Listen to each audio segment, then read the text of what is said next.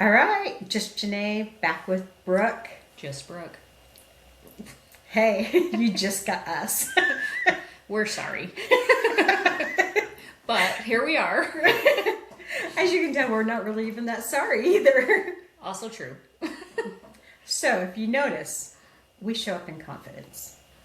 We are the people who walk into a room and we are comfortable with who we are. And we don't apologize for how we walk in. We don't apologize for how we show up. We show up authentically us. And that sometimes intimidates people.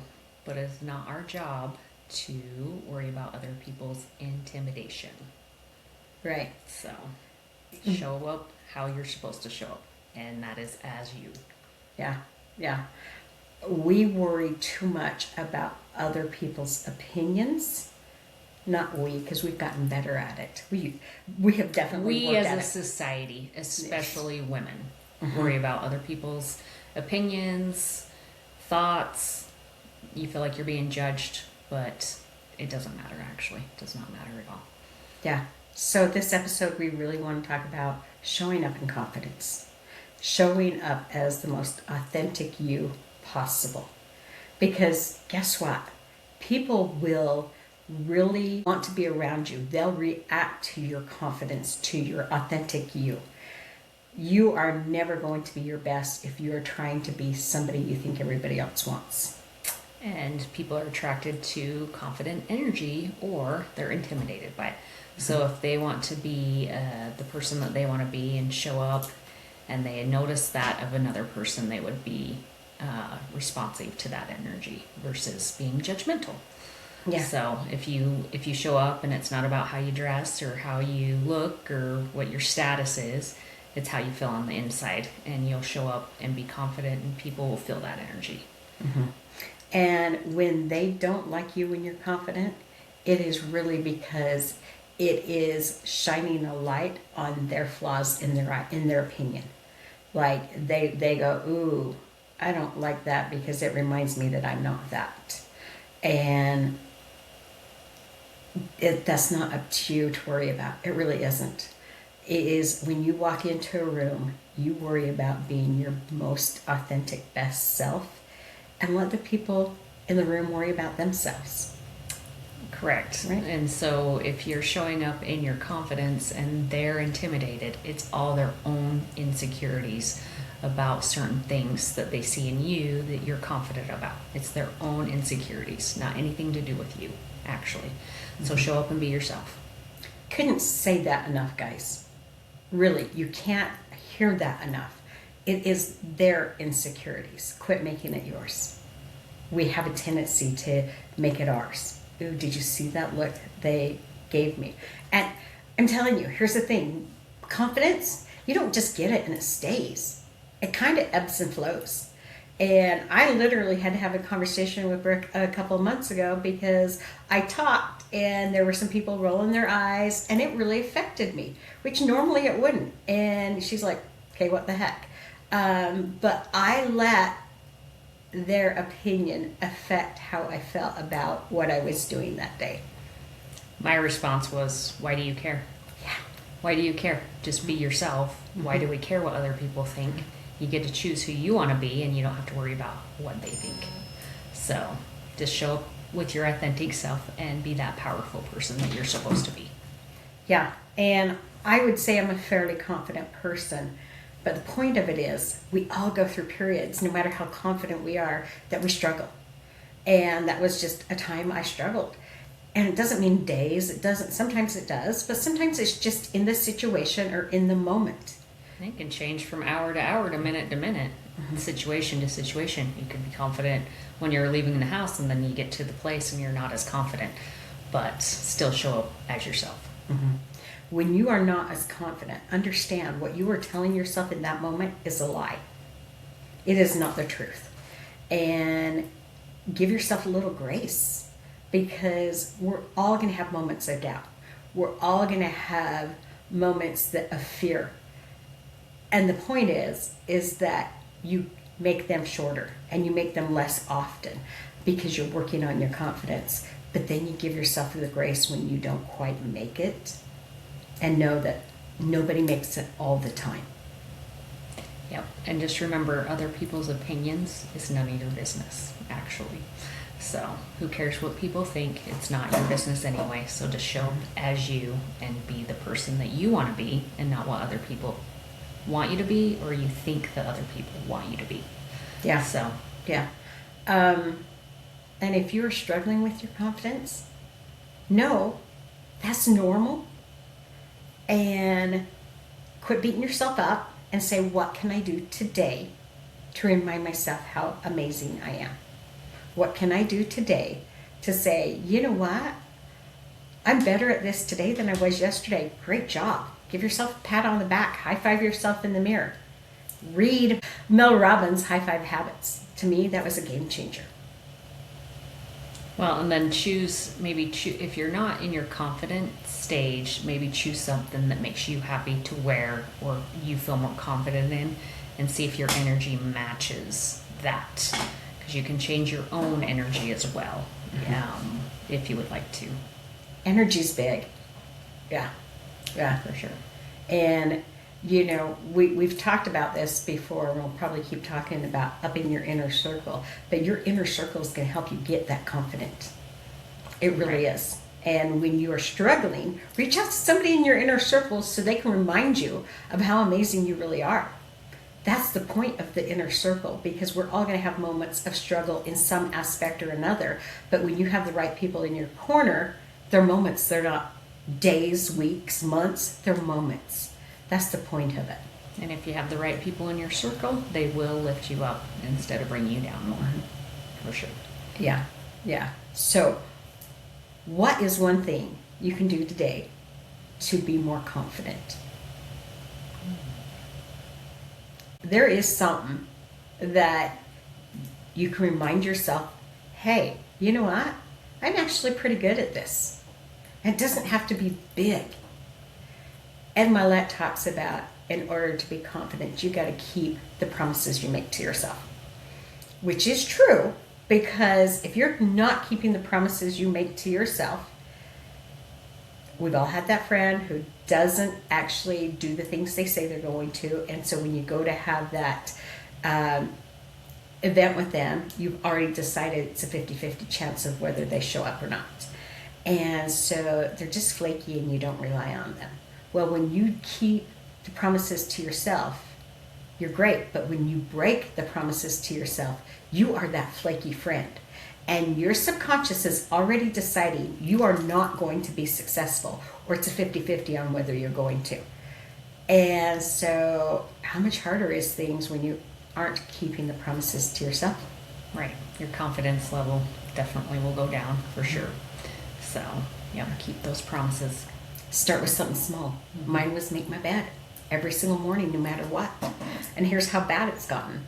I literally got up, made my bed, and I had a migraine and went and laid on top of my made bed. Yes, this tells you how weird I am. But I was going to make sure no matter what, I made my bed first. And so, I laid there in my made bed with my migraine saying, but I made my bed today. Did you show up in confidence in your migraine? Well, I was confident that I made my bed. You didn't break that promise. Yep. And while it wouldn't have made a difference to any single other person, whether I made my bed or not, it made a difference to my inner Janae. My inner soul. That person inside who knows I'm going to show up, even with the migraine. My bed is going to be made. And I did lay there and kind of laugh, going, this might be a little dumb, but it might not. It might have just backed up that I am going to keep my promises to myself, because my word has always been my bond to everybody but me. I was horrible at keeping the promises to myself. So now it's really important that I do. Yeah. What is the thing that is holding you back? What is the thing that says everybody else in the world is better at this than me? Because I guarantee they're not. Think about it. It is definitely your brain, your inner soul, your inner voice, whatever you want to call it, that is telling you that you are not good at this. But I'll bet if you talk to somebody, they'd say, oh my gosh, you're so much better at this than I am. So start making a list of the things that you are actually, maybe you don't even go good. Maybe you can't see that yet. Maybe just the things that you are okay at. Because that's where it starts, is to be able to see that you don't fail at everything. Because I think when we are feeling unconfident, we think we are a failure at life, period. And then when people compliment you on the stuff that you do, quit brushing it off, actually. Because we tend to be like, oh, I'm not that great. They're telling you because they've noticed it. It's one of your traits that you're good at. They wouldn't tell you if they didn't see it in you, and they verbalized it, so try not to brush it off. That's huge. That is so huge. I know when I really was in my survival mode and there was no confidence, people would say, oh, this is really impressive. And I would give other people credit. Oh, it only happened because I had this person, or like I could not take a compliment. That was the hardest thing because I didn't believe it. And so now I've learned to go, oh, thank you. I really appreciate it. And be genuinely meaning I appreciate it. But that is huge. Taking that compliment and knowing that it came from a place of truth. And don't apologize. Don't make it about somebody else. Accept it. That's a huge point. Yep. I tend to brush it off too. I'm definitely not perfect at that, and I'm always like, oh, I'm not that great, but they noticed it, so just let the compliment say thank you. Obviously you're shining in that department if they compliment you. And another point to that is if they complimented you and you, oh, no, that's saying, gosh, they don't value what I just told them. Also true. Yeah. Never thought of it that way till just now. Yeah. Yeah. But if you respect them enough to have that conversation, respect them enough to hear their opinion. Yep. Exactly. Dang. That's kind of a different way of looking at it, but true. I just had never thought of it that way. Yeah. But yeah. I tend to brush it off, so that's why it just made me think of that. Because I have a hard time taking compliments. But yeah, like when we go places together and they compliment Janae on her outfit or whatever, like, we're showing up in confidence, and I think she does tend to brush it off a little bit herself. So, yep, show up in confidence, take the compliments. You're good at what you do. Yeah. And for those of you who don't know, I show up in bright colored high heels, and like everything about me is usually bright and shiny and crazy and sassy. That's my word, in all honesty. So yeah. And I have a tendency to brush it off because that was always one of my hardest things, was how I looked. And even now, as I have been releasing weight, I'm still not happy. And when people go, oh, here's how far you've come, I'm like, yeah, but not enough. Yeah, brushing it off. Yeah, because I know it's not my goal, rather than Right. to go, hey, they're right, I have come a long ways. So yeah, huge things, guys. Be aware of those compliments and understand they're genuine. People don't say it to make themselves feel better. They say it because they believe it. If that's the only thing you get from today, I think that's huge, because I think learning how to accept a compliment is probably one of the hardest things that we have. Yeah. On the other side, when you see somebody doing something and you have that thought of, oh, I wish I could do that, walk up and tell them, because the more you can get comfortable telling people what you see, not only is it help their self-respect, but it helps you in your growth. It does. So don't just accept those compliments, learn how to give them. They are needed. They really are. Help build the confidence around us. Mm-hmm. Yep. You focus on what you want And so, if you want more confidence, you got to have the confidence to walk up and have that conversation with somebody that you normally wouldn't. You may go, oh gosh, I love her shoes, just because that's my thing, and never say anything. But the more people who have commented on my shoes, the more I'm like, you know what? I didn't take it as an insult. It made my day. Why wouldn't I go do the same for somebody else? And usually if I'm with my husband and somebody's like, oh, I really love your boots, he's like, oh, thanks. And yes, his are just dirty old cowboy boots. And so, yeah. And they're like, oh, yeah, yours are fine too, sir. Grumpy old man that he is. But I would always I'd feel myself like, oh, hey, literally when somebody gives you a compliment, even when you're saying, oh, it's not totally me, you find yourself kind of standing up a little straighter, and it really does affect your energy for the day. But guess what? When you give somebody a compliment, not only does it affect their energy, it affects yours when you give it. So you got to learn to give and take.